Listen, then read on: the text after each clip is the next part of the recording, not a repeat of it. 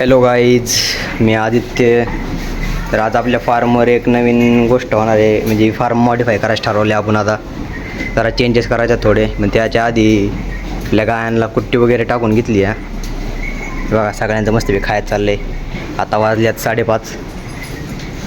तर आपल्या फार्ममध्ये ना इथून असं कनेक्शन न्यायचे. एक ते खिडकीचे एक बलाचा होल्डर काढायचा आहे. ते एक फॅनचं स्विच काढायचे आहे. असंच बल फॅन एक स्विच काढायचे. आणि या मरकुड्यांच्या बी इथं वायरी लोंबत आहेत ना, पावसाळ्यात करंट वगैरे येतो.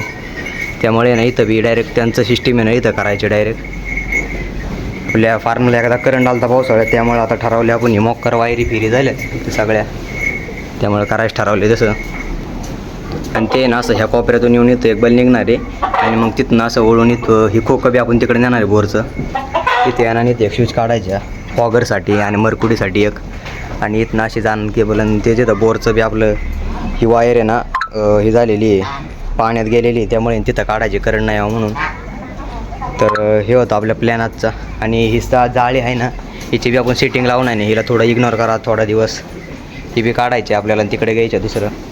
तर आपला ब्लॉग आवडला असेल तर चॅनलला सबस्क्राईब करा तेवढं, आणि इंस्टा पेजला फॉलो.